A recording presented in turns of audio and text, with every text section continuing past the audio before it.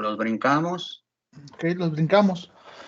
Entonces, como ya sabemos, los principales alimentos que sostienen la vida del organismo se van a clasificar en carbohidratos, grasas y proteínas. Pero va a haber una pequeña excepción debido a que existen pequeñas cantidades de ciertas sustancias como son las vitaminas y los minerales, que no las vamos a analizar en este capítulo. Entonces, en general, la mucosa gastrointestinal no puede absorber ninguno de ellos en su forma natural, por lo que es necesario un proceso de digestión preliminar para que así nos sirvan como elementos nutritivos. Entonces, vamos a iniciar hablando de la digestión de los diversos alimentos mediante la hidrólisis. Aquí va a haber hidrólisis en los carbohidratos, hidrólisis en las grasas e hidrólisis en las proteínas. Cuando hablamos de los carbohidratos, sabemos que casi todos los carbohidratos de los alimentos son grandes polisacáridos o disacáridos, que pues a su vez están formados por combinaciones de varios monosacáridos que están unidos por condensación. ¿A qué nos referimos con que están unidos por condensación? Este fenómeno significa que se ha eliminado un hidrógeno de uno de los monosacáridos y un hidroxilo de otro monosacárido para así poder unirse. De esta manera, pues los dos monosacáridos se van a combinar. En este momento, la eliminación de... Mientras sucede este enlace de condensación, el ion hidrógeno y el ion hidroxilo pues se unen para formar una molécula de agua.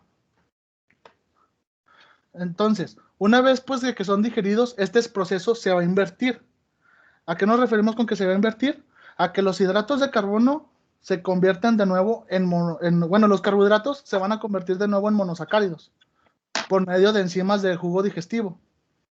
Y este proceso se le va a llamar hidrólisis, que lo podemos observar claramente en la imagen de la diapositiva, donde R2R1 significa que es un disacárido más una molécula de agua, que al momento de que se le integra una enzima digestiva, nos va a separar este disacárido en un monosacárido con un grupo hidroxilo y en un monosacárido con un ion hidrógeno. ¿Hasta ahí vamos bien? Bueno. Vamos bien, adelante. Ahora vamos a hablar sobre la hidrólisis de las grasas. Casi todas las grasas de la dieta pues son triglicéridos o también se denominan grasas neutras. Es decir, un triglicérido es la combinación de 3 moléculas de ácido graso condensadas con una única molécula de glicerol. Entonces, durante la condensación se van a eliminar 3 moléculas del agua. ¿Y entonces qué va a pasar en la hidrólisis? La hidrólisis de los triglicéridos simplemente va a consistir en el proceso inverso, mediante el cual las enzimas que digieren las grasas van a devolver 3 moléculas de agua a los triglicéridos y va a permitir que las moléculas de ácido graso se separen del glicerol. Y en la hidrólisis de las proteínas es muy similar a la hidrólisis de los carbohidratos. Entonces, las proteínas están formadas por múltiples aminoácidos que se unen entre sí por enlaces peptídicos, como ya lo hemos visto anteriormente. Entonces, en cada enlace se va a eliminar un ion hidroxilo de un aminoácido y un ion hidrógeno de otro aminoácido para poder así formar una cadena proteica. Y en la hidrólisis va a pasar lo opuesto, como ya antes lo habíamos mencionado.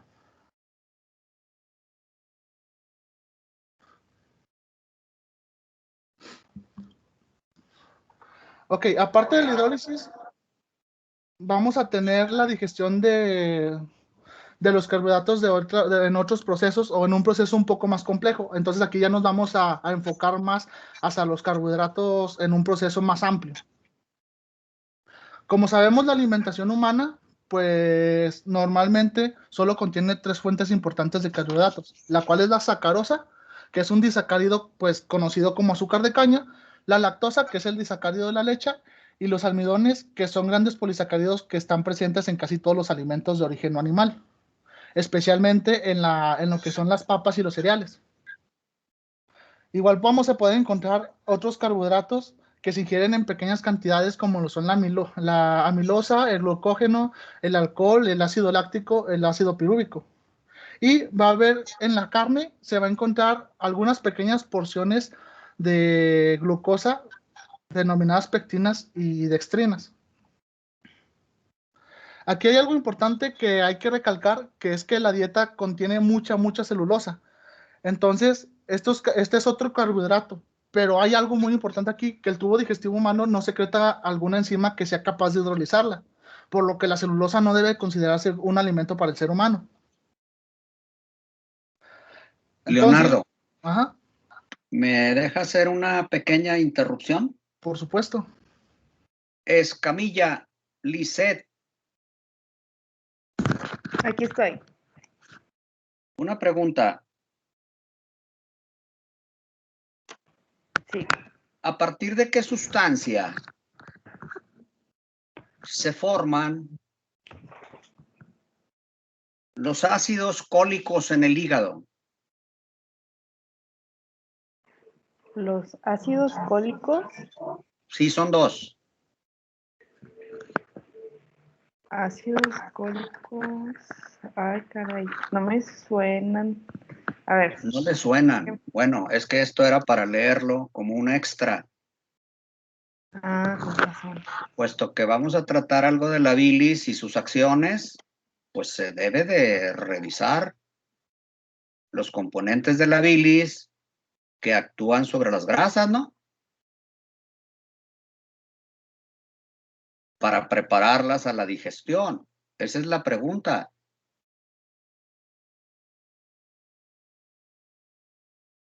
O sea, la pregunta es, ¿De dónde provienen?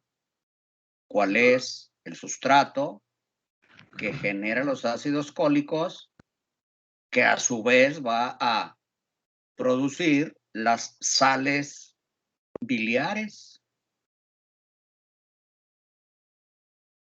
que son las que actúan al final, ¿no?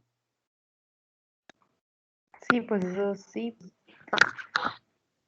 ¿Cuál es el sustrato de estos? Se producen en el hepatocito, eso no hay duda. No, pues ahora sí que no. ¿Leyó No la me clase? supe de eso. Sí, lo del libro sí lo leí. Leyó la parte que viene en el libro, pero no revisó un poco más.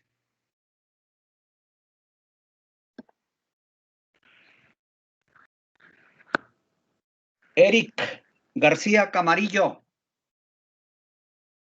Sí, aquí estoy. Pregunta. Ujú. ¿Cuántas microvellosidades contiene una célula absortiva?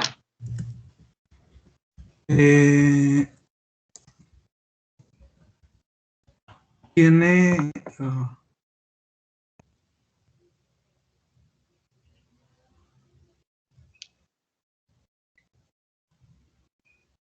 mm, ¿Leyó? sí, no lo recuerdo. Viene ahí en el texto. Sí. Jocelyn González.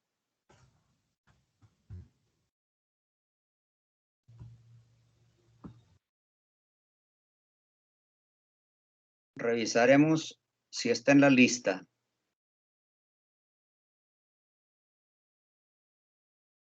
Jesús Martínez Mancha.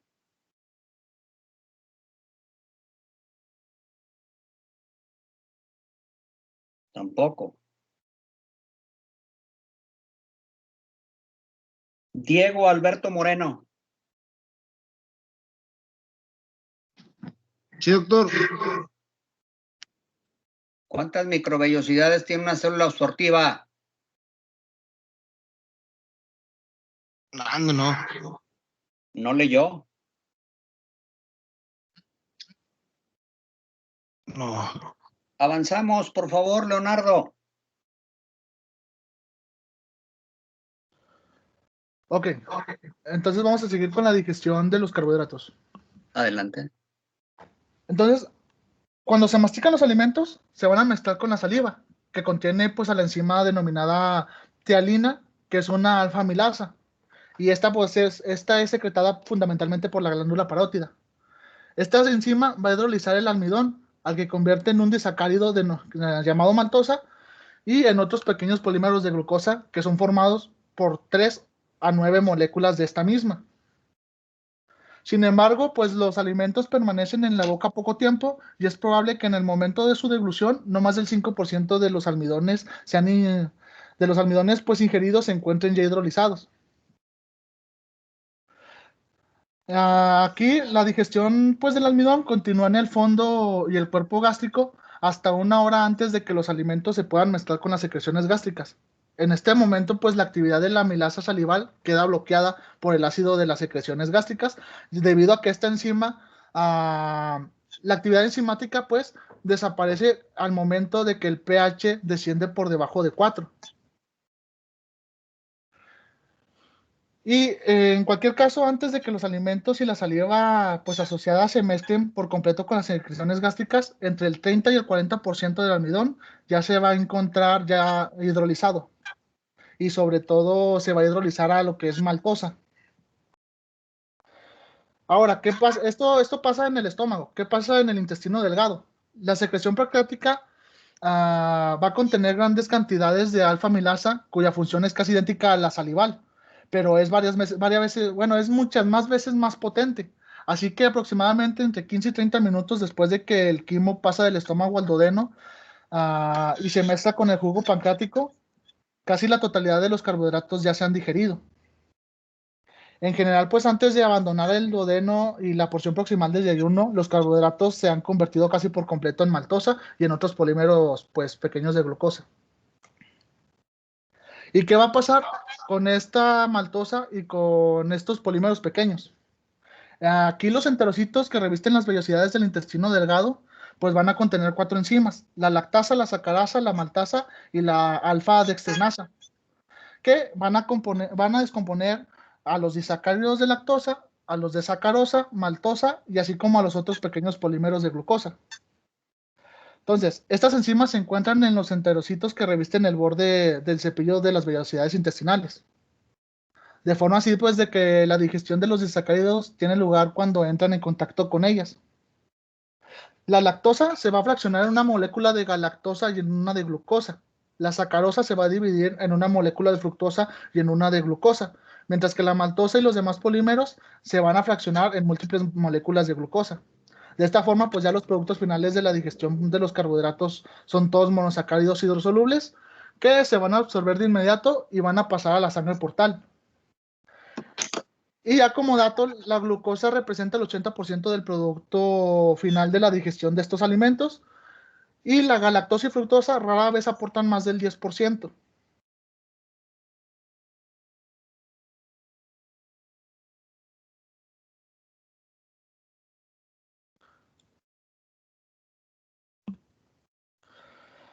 Ok. Ahora vamos a hablar de la digestión de las... ¡Hala! ¿No escucharon un eco? Sí, sí se escuchó. ¿Qué pregunta? Ok, es que sí se escuchó feo, porque a mí me retumbó en los oídos, no sé por qué. ¿Está bien su diapositiva? ¿No avanzó 2? Creo que avanzó No, doble. no, sí está bien, nada más que en la otra es simplemente la misma información de la digestión, pero aquí, por ejemplo, aquí es cuando entra al duodeno. Muy bien. Sí, si se fijan, este es el esquema del cual estamos hablando. Los almidones se mezclan con la ptialina, que al momento de pasar al momento de la dilución solamente el 5% se hidroliza y ya al momento de llegar al estómago sucede el restante la hidrolización del otro porcentaje. Bueno, esto es nada más, es la misma, como quien dice, es la misma diapositiva por el esquema. Ahora, en cuanto a la digestión de las proteínas, sabemos que las proteínas del alimento pues están formadas desde un punto de vista químico por largas cadenas de aminoácidos que están unidos por enlace peptídico, como lo podemos observar en la imagen de arriba a la derecha. Entonces, las características de cada tipo de proteína ya dependen pues de los aminoácidos que la forman y de la secuencia que estos poseen. Entonces, la digestión de las proteínas en el estómago va a darse debido a la pepsina, que es una importante enzima péptica. Y esta va a alcanzar su mayor actividad con un valor de pH entre 2 y 3 y se inactiva cuando el pH supera valores del 5. Por lo tanto, para que esta enzima pues ejerza una acción digestiva sobre las proteínas, el jugo gástrico pues debe ser muy ácido. Y como ya se expuso pues en el capítulo anterior, las glándulas gástricas van a secretar una gran cantidad de ácido clorhídrico y este ácido clorhídrico pues va a ser secretado por las células parietales de las glándulas y va a poseer un pH de alrededor de 0.8. Pero cuando ya se mezclan en el contenido gástrico y con las demás secreciones de las glándulas, bueno, de las demás secreciones de las células glandulares que no son oxínticas del estómago, el pH se va a situar en un valor de entre 2 y 3, que es muy, muy favorable para la actividad de la pepsina. Entonces, una de las características pues esenciales de la digestión de la pepsina pues es su capacidad para digerir el colágeno. Que pues el colágeno, como ya sabemos, es un albuminoide poco afectado por el resto de las enzimas digestivas, ah, y pues forma parte del tejido conjuntivo intercelular de las carnes. Por lo tanto, para que las enzimas digestivas puedan penetrar en la carne y puedan digerir sus proteínas, debe ocurrir primero la digestión de las fibras de colágeno. Y en la imagen de abajo a la derecha, podemos observar que la pepsina solo inicia la digestión de las proteínas y contribuye con el 10 al 20% del proceso total de la conversión de las proteínas, ya sean en proteosas, en peptonas y algunos polipéptidos. Y al momento de pasar al intestino delgado, más que nada en la parte proximal del intestino delgado, lo que es duodeno y yeyuno, debido a las enzimas proteolíticas de la secreción pancreática, pues va a suceder la digestión. Entonces, al momento de entrar en el intestino delgado, pues estos productos parcialmente degradados de las proteínas son atacados por enzimas proteolíticas pancreáticas principales, como lo son la tripsina, la quimiotripsina, el carboxipolipeptidasa y la elastasa. La tripsina y la quimiotripsina van a separar las moléculas proteicas en pequeños polipéptidos y después la carboxipolipeptidasa va a atacar el extremo carboxilo de los polipéptidos y va a liberar los aminoácidos uno por uno. Por otra parte, pues la proelastasa se va a convertir en elastasa, que a su vez pues va a digerir las fibras de elastina que mantienen la estructura de la carne. Aquí pues las enzimas de los jugos gástricos solo degradan un pequeño porcentaje de las proteínas hasta los aminoácidos que la construyen. En este punto, pues la mayoría de los aminoácidos permanecen en forma de dipéptidos y tripéptidos. ¿Y qué va a pasar con estos dipéptidos y tripéptidos? Ya el paso final de la digestión de las proteínas va a suceder en la luz intestinal y va a ser llevado a cabo por los enterocitos que revisten las vellosidades del intestino delgado, sobre todo en el duodeno y el yeyuno, como ya lo mencionamos. Estas células pues van a tener un borde de cepillo formado por cientos de microvellosidades que se proyectan desde la superficie de la célula. Aquí la membrana celular de cada una de estas microvellosidades contiene múltiples peptidasas que sobresalen de la membrana y entran en contacto con los líquidos intestinales. Van a existir dos tipos de peptidasas, la aminopolipeptidasa y varias dipeptidasas. Y estas van a continuar con la degradación de los polipéptidos restantes.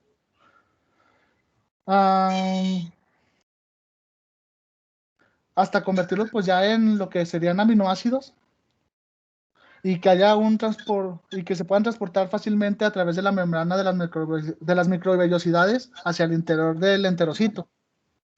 Donde ya en el interior del enterocito, en el citosol, existen otras muchas peptidasas específicas para los restantes tipos de enlaces que puedan existir.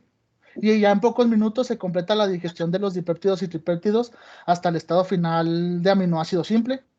Y después van a pasar a la sangre por el lado opuesto del enterocito. Aquí hay que recalcar que más del 99% de los productos finales de la digestión, pues de las proteínas absorbidas son aminoácidos. La absorción de péptidos es muy, muy rara y más cuando es una molécula proteica completa. Es muy raro que haya una absorción de este tipo de moléculas. No caben.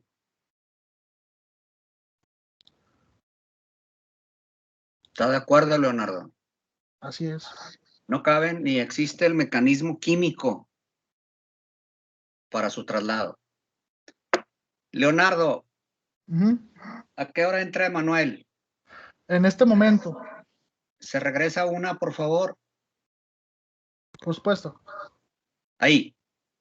Emanuel, ¿me da unos minutitos? Sí, claro, doctor. Bien. Estefanía García. No tiene internet, doctor. No tiene internet, Estefanía.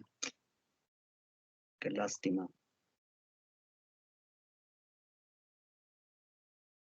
Jorge Alejandro Lozano. Aquí, doctor. A ver, Jorge. ¿Recuerda dónde están los pliegues en la mucosa del aparato digestivo?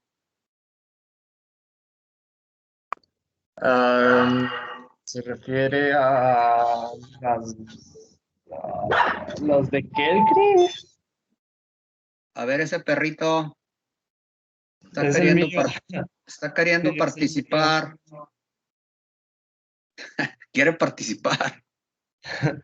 A ver, Jorge Alejandro, Sí, ¿dónde están los aquí. pliegues? Pues son parte de la capa mucosa del yeyuno. No. Mire, la pregunta es, pliegues gástricos, vellosidades y microvellosidades aumentan ¿cuántas veces la superficie de absorción? No me acuerdo. ¿Leyó? Sí, pero no, Ahí, el dato no me ahí lo acuerdo. dice. Ahí lo dice claramente el autor, ¿eh? Adelante, Manuel. Bien, entonces, vamos a empezar con la digestión de las grasas. Entonces, tenemos que las grasas son las más abundantes de los alimentos y que son, bueno, más bien, tenemos que en los alimentos las grasas más abundantes son las neutras, también conocidas como los triglicéridos. Y estas son formadas por un núcleo de glicerol y 3 cadenas laterales de ácidos grasos. La alimentación también incluye pequeñas cantidades de fosfolípidos de fosfolípidos, también el colesterol, que estos no contienen un ácido graso como tal, aunque sí tienen algunas características físico-químicas de las grasas, porque también son consideradas grasas. Y también tenemos algunos ésteres de colesterol. La digestión de las grasas también tiene lugar principalmente en el intestino, ya que la lipasa lingual, la cual es secretada por las glándulas linguales de la boca y se deglute con la saliva, pues digiere una cantidad inferior al 10% de triglicéridos en el estómago. La digestión de todas las grasas tiene lugar pues en el intestino delgado por el mecanismo que vamos a ver a continuación.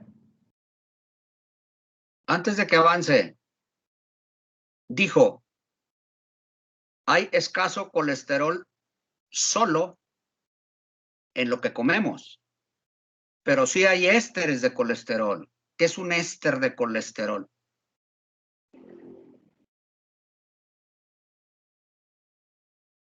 No sé. Colesterol es colesterol solo. Y sí hay en el alimento, pero también hay ésteres de colesterol. Sí, o sea, hay ésteres de colesterol, fosfolípidos y colesterol. Usted debió consultar qué es un éster Sí. y más iba a exponer. Un éster es colesterol más un ácido graso. Y hay diversos ácidos grasos que forman parte, junto con el colesterol, de lo que llamamos ésteres de colesterol. Éster de colesterol es colesterol más un ácido graso. Muy específico. Adelante. Bueno, vamos a empezar con la primera etapa en la digestión de las grasas, que es la emulsión por los ácidos biliares y la lecitina. Entonces, el primer paso para la digestión de las grasas consiste en reducir el tamaño de sus glóbulos para que las enzimas digestivas hidrosolubles puedan actuar sobre su superficie.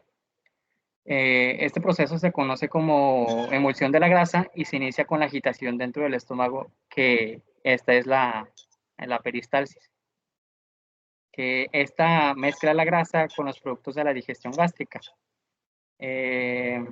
Pues tenemos que también la emulsión tiene lugar en el duodeno gracias a que la bilis y esta pues es una secreción hepática que no contiene enzimas digestivas, pero contiene grandes cantidades de sales biliares y un fosfolípido llamado lecitina.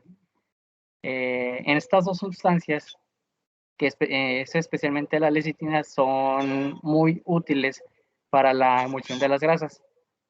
Las regiones polares de las moléculas de estas sales biliares y de la lecitina son muy solubles en el agua, mientras que las regiones restantes son muy solubles en las grasas. Así, las porciones liposolubles de estas secreciones hepáticas se disuelven en la capa superficial de los glóbulos grasos en las que se proyectan las porciones polares.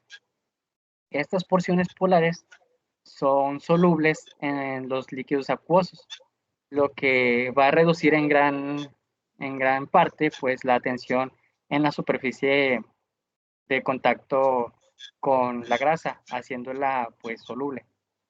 Entonces, cuando la tensión en la grasa de la superficie de contacto de un glóbulo de líquido que no es miscible es baja, este glóbulo, al momento de agitarse, puede disolverse en partículas diminutas con mucha mayor facilidad que si su tensión en la superficie de contacto fuera grande. Por lo tanto, una función importante de las sales biliares y de la lecitina en la bilis consiste en hacer que los glóbulos grasos se fragmenten con facilidad con la agitación del agua en el intestino delgado. También tenemos que las lipasas son sustancias hidrosolubles que solo pueden atacar a los glóbulos de grasa en sus superficies. Así pues, toda esta función de las sales biliares y de la lecitina pues es muy importante para esta digestión de las grasas.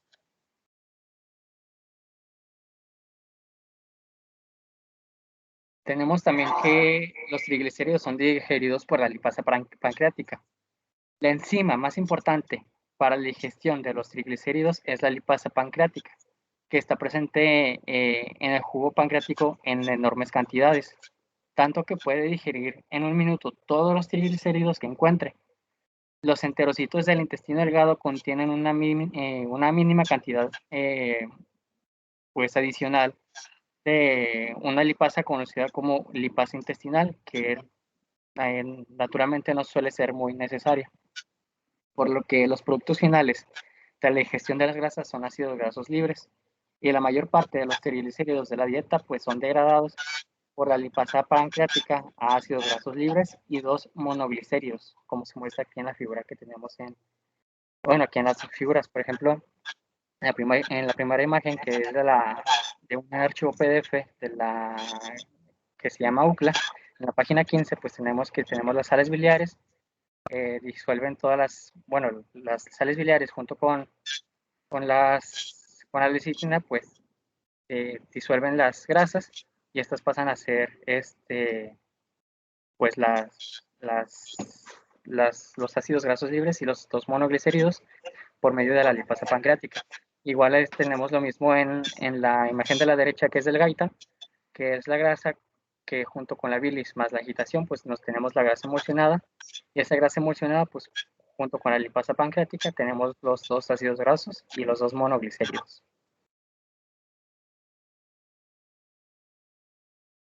Entonces, tenemos que las sales biliares de las micelas aceleran la digestión de las grasas. La hidrólisis de los triglicéridos pues es un proceso muy irreversible, por lo que la acumulación de los monoglicéridos y de ácidos grasos libres en las grasas pues que están en fase de digestión bloquea muy rápido el proceso de todo esto. Pero las sales biliares tienen un papel muy importante en esto, ya que separan los monoglicéridos y los ácidos grasos libres de los glóbulos de grasa que están siendo digeridos. Este proceso se produce casi en el mismo momento en que se forman y por el mecanismo siguiente. Cuando las sales biliares se encuentran en concentración suficiente en agua, tienden a formar micelas, que son pequeños glóbulos esféricos y cilíndricos de un diámetro de 3 a 6 nanómetros, constituidos por 20 a 40 moléculas de sales biliares. Estas micelas se desarrollan debido a que cada molécula de sal biliar se compone de un núcleo de esterol muy liposoluble en su mayor parte y un grupo polar muy hidrosoluble. Los núcleos de esterol rodean a las grasas digeridas formando un pequeño glóbulo de grasa central en la micela, mientras que los grupos polares de las sales biliares se proyectan hacia afuera, cubriendo la superficie micelar. Como estos grupos polares tienen carga negativa, todo el glóbulo micelar se disuelve en agua de los líquidos digestivos y permanece en solución estable hasta la absorción de la grasa hacia la sangre. Entonces, las micelas de sales biliares también actúan como medio de transporte de los monoglicéridos y de los ácidos grasos libres. ¿Le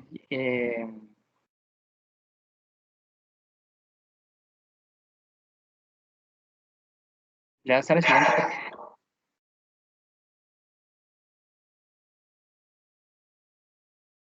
Bueno, tenemos la digestión de los ésteres de colesterol y de los lípidos. La mayor parte del colesterol de los alimentos se encuentra en forma de ésteres, que son combinaciones de colesterol libre con una molécula de ácido graso. Los fosfolípidos también contienen cadenas de ácidos grasos en sus moléculas. Todos estos ésteres de colesterol, como los fosfolípidos, se pueden hidrolizar por otras dos lipasas en la secreción pancreática que liberan los ácidos grasos, como la hidrolasa de los ésteres de colesterol, que hidroliza el éster de colesterol, y la fosfolipasa A2, que hidroliza los fosfolípidos. Las micelas de las sales biliares desempeñan el mismo papel que en el transporte del colesterol libre y del resto de las porciones de las moléculas digeridas de fosfolípidos, que en el caso de los monoglicéridos y también de los ácidos grasos libres, y que de hecho, pues sin las micelas apenas se podría absorber el colesterol. Emanuel, Mande. ¿cuántas diapositivas le quedan? 3 diapositivas. A ver, pase la siguiente.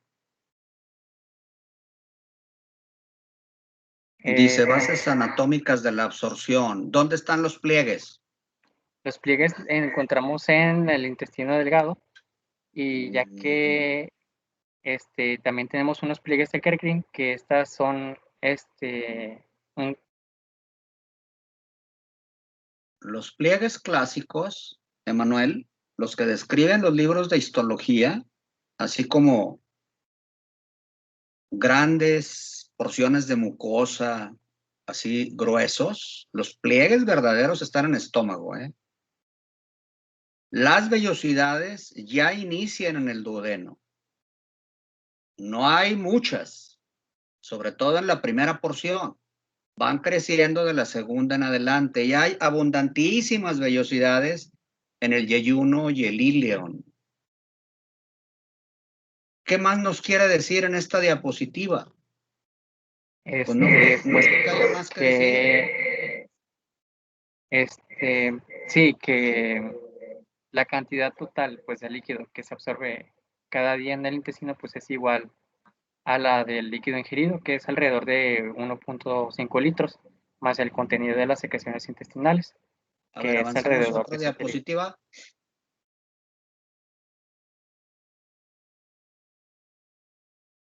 Pues tenemos que las vellosidades.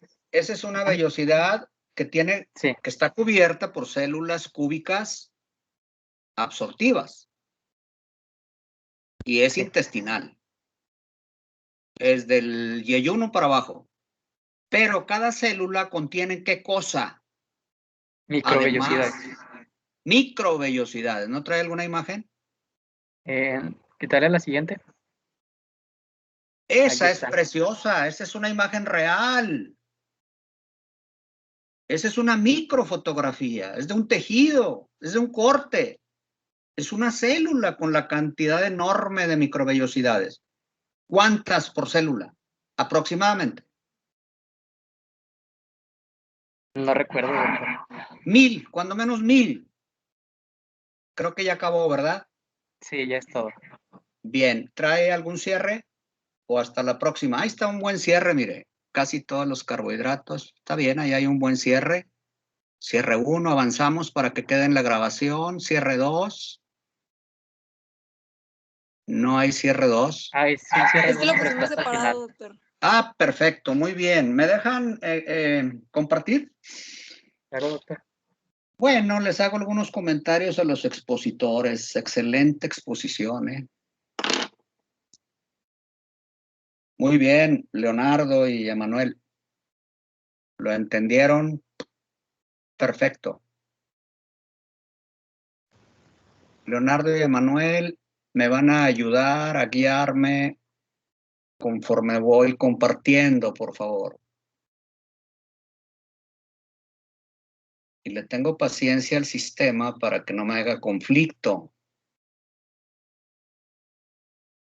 Que no me haga conflicto. Ahora voy a compartir desde escritorio. Y ustedes me van a decir cuando ya vean mis archivos.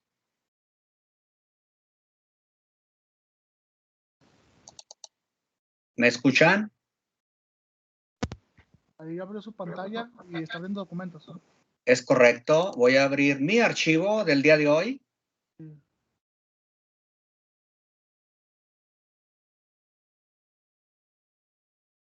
Ya está cargando el PowerPoint.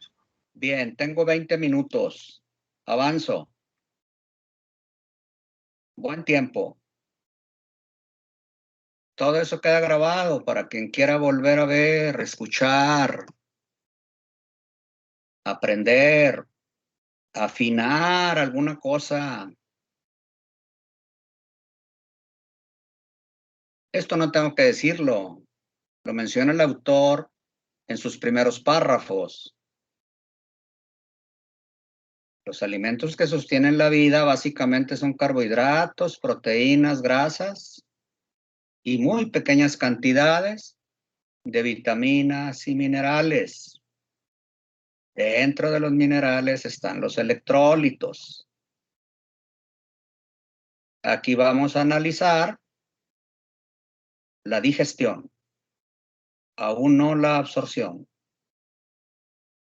¿Qué es nutrición?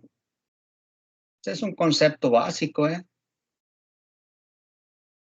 Se los traigo de una autora, Asensio, experta en nutrición.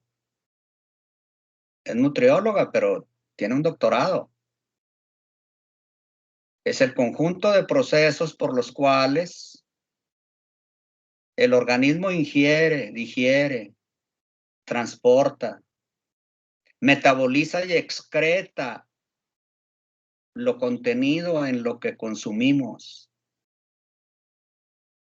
De ahí nace la definición de nutrimento. No cualquier cosa que comamos es nutritiva. Muchas lo son, de acuerdo. Una mesa mexicana con una familia de ingreso término medio, pues es completa en general. ¿Qué es un nutrimento? Pues es un compuesto contenido en esos alimentos que es necesario para mantener a las células. ¿Por qué se incluyen en los nutrimentos el oxígeno y el agua, los minerales y las vitaminas? Fíjese bien. Carbohidratos, proteínas y lípidos se metabolizan. Aquí lo estoy señalando en negrita. Y el metabolismo, por definición, es un proceso intracelular. Y es un proceso largo que se subdivide en catabolismo y anabolismo. Bueno, pero el oxígeno se cataboliza o se anaboliza. Pues no. El agua se cataboliza o anaboliza. Puede ser. Lo correcto es decir que se ioniza.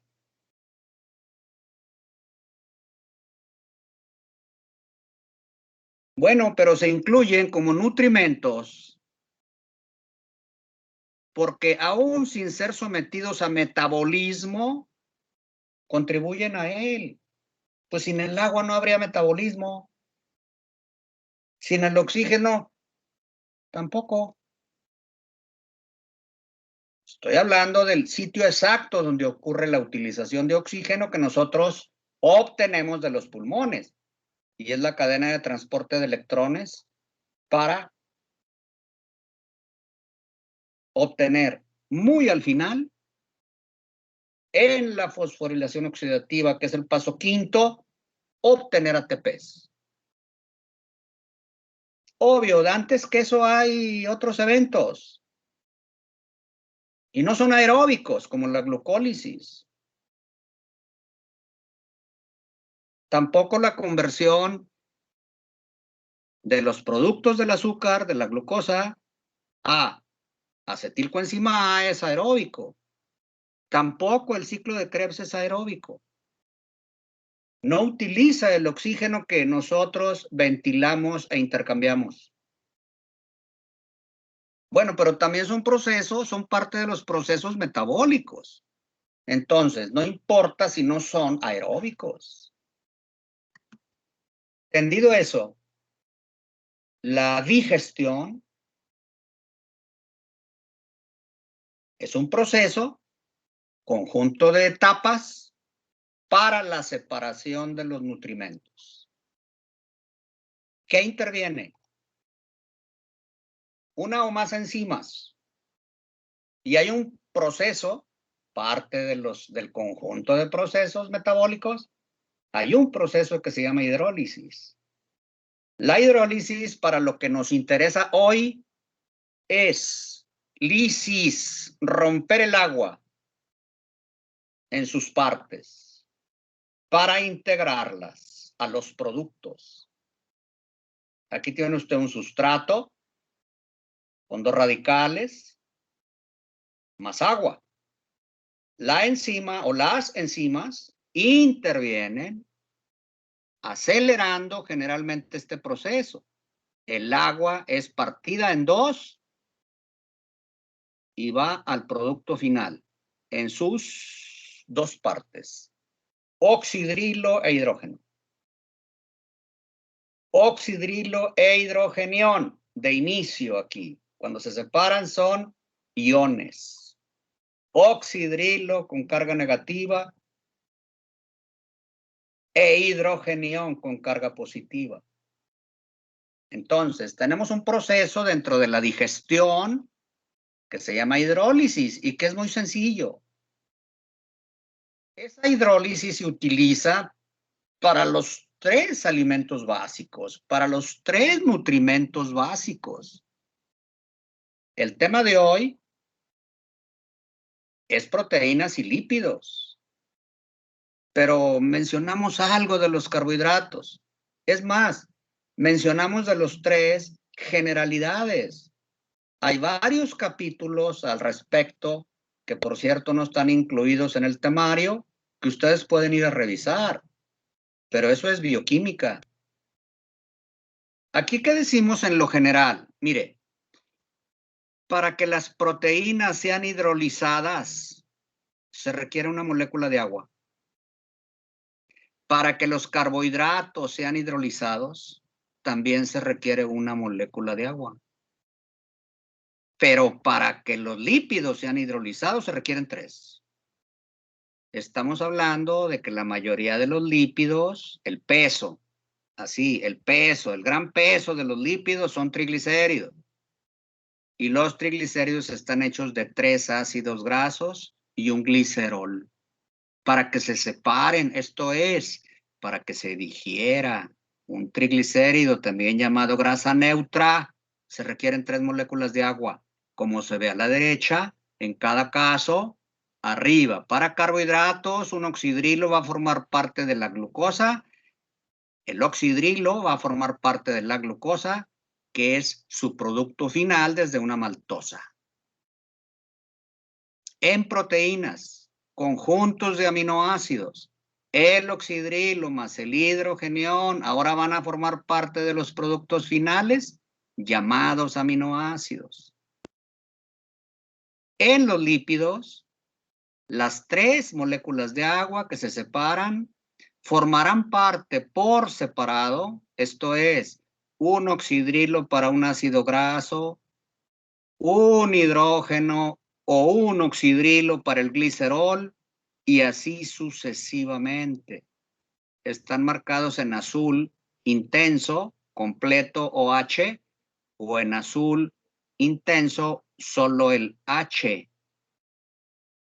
Con esto se entiende que la hidrólisis es relativamente sencilla, es parte del proceso del catabolismo aquí, bueno, me equivoqué, perdón, no debí utilizar la palabra catabolismo. Es parte del proceso de la digestión, que es la separación en menores desde grandes. Los carbohidratos desde almidones, provenientes de frutas y vegetales, para ser absorbidos deben ser digeridos, esto es, separados hasta glucosa en general. Pero la lactosa da como producto una glucosa y una galactosa. La sacarosa da como producto una fructosa y una glucosa, monosacáridos. La maltosa da como producto puras glucosas. Estamos pues ante un polisacárido que va a ser convertido a disacárido y a más que disacárido. La maltosa es más que un disacárido. Pero bueno, al final son puras glucosas.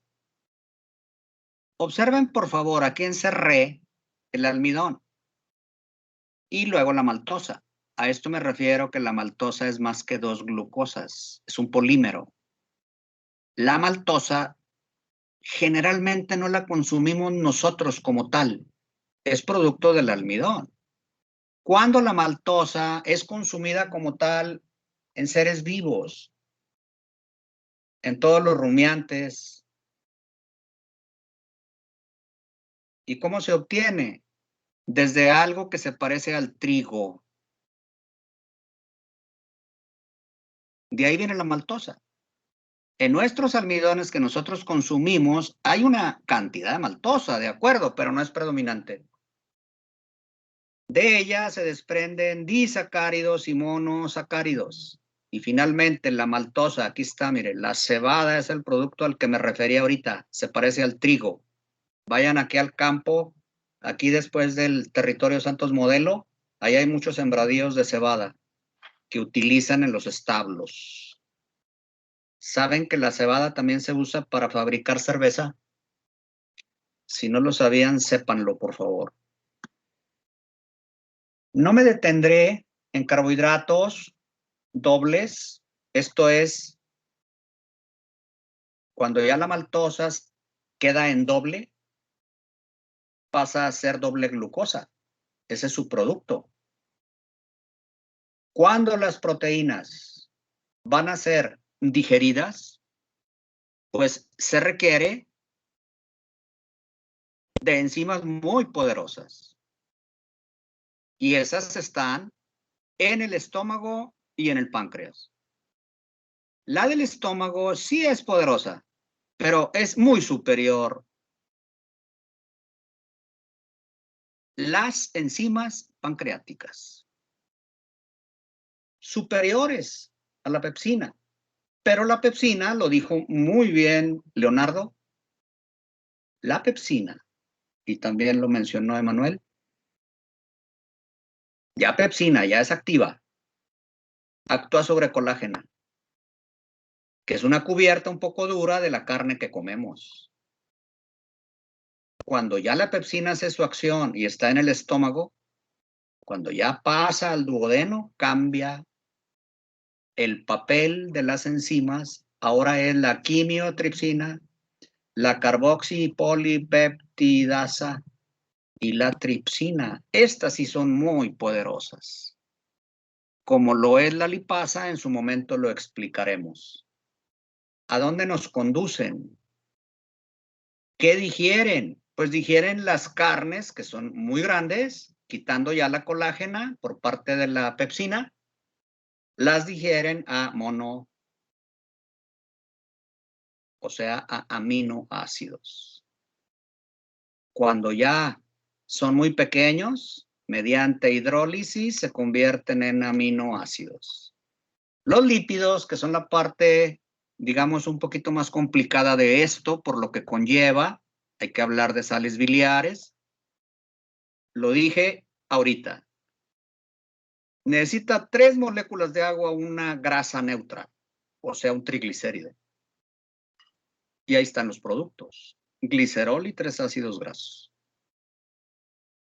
Vamos a la pregunta que se le hizo a Lisette. Desde colesterol se forman ácidos biliares. Ácidos biliares. La traducción de Guyton tiene errores. Y son de traducción, ¿eh?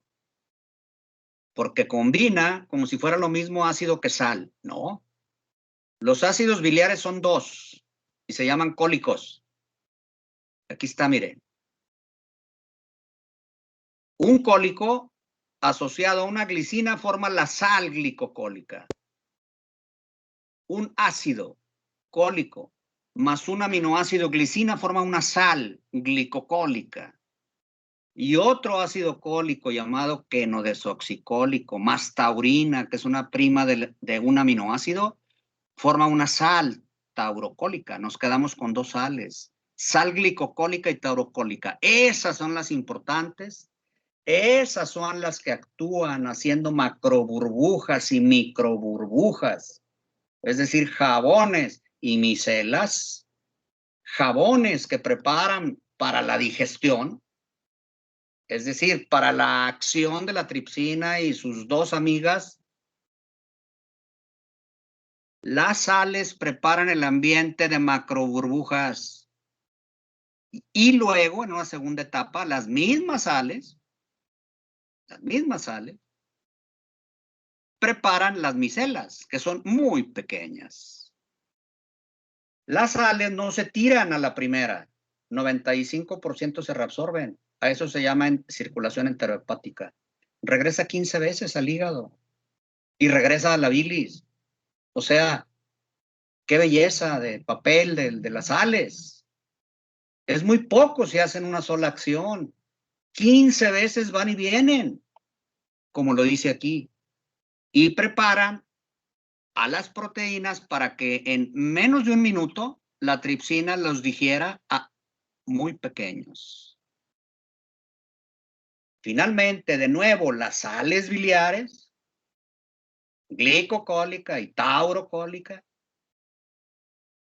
hacen las microburbujas de 3 a 6 nanómetros que envuelven a muy pequeñitas componentes lípidos y los ponen a disposición de las microvellosidades. Ese es el prodigio que hacen las sales biliares. Porque es largo, es el más complejo. Esto es solo una parte de lo que veríamos en su momento en aquellos capítulos y que ustedes debieron ver en bioquímica. Las microvellosidades aumentan, son el número de 1000 por célula aproximadamente, y aumentan en el conjunto los pliegues gástricos, las vellosidades y las microvellosidades, aumentan 1000 veces la superficie de absorción que si todo fuera liso. ¡Qué prodigio! Porque entonces eso explica por qué absorbemos tanto y en tan poco tiempo. Aquí está, mire, 1000 veces aumentan la superficie. Hay 1000 microvellosidades por célula y 1000 veces aumentan la superficie y equivale a la superficie de una cancha de tenis. En el estómago se absorbe casi nada, solo alcohol y ciertos fármacos. Muy poca agua. En el delgado, mucha agua y mucho todo lo que hemos mencionado. Agreguen vitaminas, minerales. Y claro, al hígado llegan aproximadamente 2 litros que pasan la válvula ileocecal al colon derecho, que todavía tiene actividad poco digestiva, pero muy absortiva. Con esto queda grabado un cierre que de nuevo no tiene desperdicio. Y otro cierre